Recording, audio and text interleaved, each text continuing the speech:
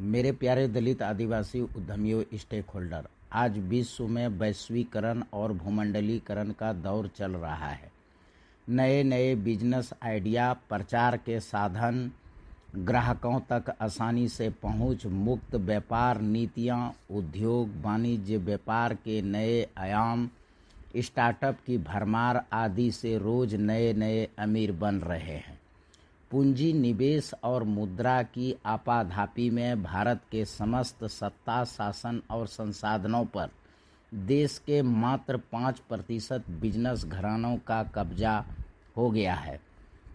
अब यक्ष प्रश्न यह है कि क्या SC/ST भारत में आर्थिक समानता को प्राप्त कर सकेंगे?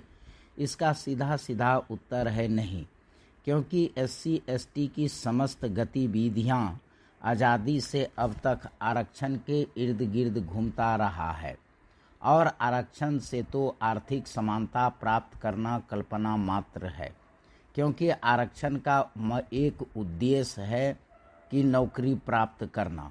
आज जो है शेड्यूल कास्ट, शेड्यूल ट्राइब के नेता लोग ही जो है प्राइवेट सेक्टर में नौकरी की बात करने लगा है। भारत में आर्थिक असमानता का मुख्य कारण है धन संचय। इंग्लिश में इसे मनी एक्यूमुलेशन कहते हैं। सरकारी मुद्राओं का गैर बैंकिंग संचय नव सामंत और नए शोषक वर्गों को जन्म देता है, जिसे एक शोषित वर्ग चाहिए जो अपनी बुनियादी सुविधाओं के लिए सस्ते दर पर सरकारी या प्राइवेट नौकर के रूप में श्रमिक बनकर रहे, और इसके लिए पूंजीपतियों, उद्योगपतियों और जितने भी बिजनेस घराने हैं उसने जो है टारगेट पॉइंट पर शेड्यूल कास्ट, शेड्यूल ट्राइब को रखा है।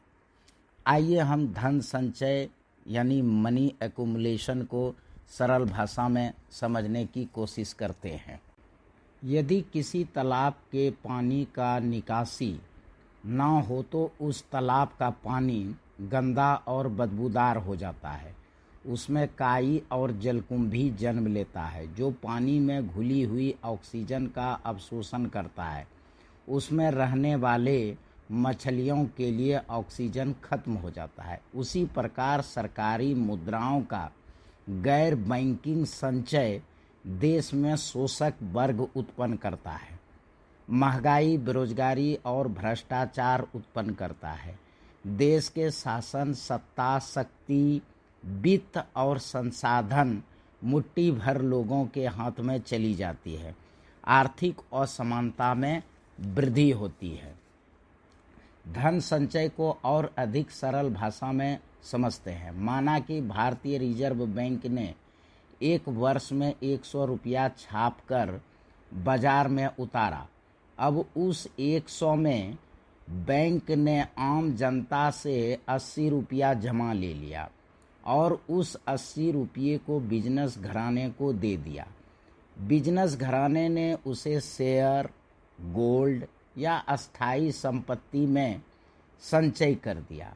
अब बाजार में नकदी मात्र 20 रुपया ही रही।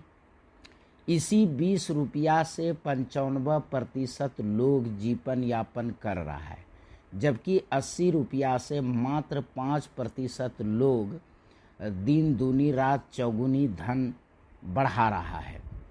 मंदिर मठों में अकूत मुद्रा और सोना का संचय है। नेता और ऑफिसर ने भ्रष्टाचार करके मुद्रा का संचय कर लिया हुआ है। बाजार में मुद्रा का प्रवाह अत्यधिक न्यूनतम है, न्यूनतम से न्यूनतम स्तर पर पहुंच। डिजिटल लेन देन बढ़ने से मुद्रा का गैर बैंकिंग संचय आज की तिथि में 82% हो गया है, जबकि आम जनता के पास मात्र 18% भौतिक करेंसी है। इस परिस्थिति में SC/ST सदैव शोषित श्रेणी में ही रहेगा, जब तक कि वह उद्योग, वाणिज्य, व्यापार के क्षेत्रों में नहीं आता है। भारत में आर्थिक असमानता दूर करने का एकमात्र उपाय है कि भारतीय रिजर्व बैंक भारतीय करेंसी पर एक्सपायरी डेट निर्धारित करे। एक वित्तीय काल यानी 12 वित्तीय वर्ष में पुराने नोट एक्सपायर कर दिया जाए। इससे सरकारी मुद्रा का प्रवाह अधिकतम होगा, और यदि मुद्रा का प्रवाह बाजार में अधिकतम होगा तो आम जनता के हाथों में पैसे होंगे और वह खुशहाल जीवन जी सकता है और आर्थिक समानता को प्राप्त करने में सक्षम होगा।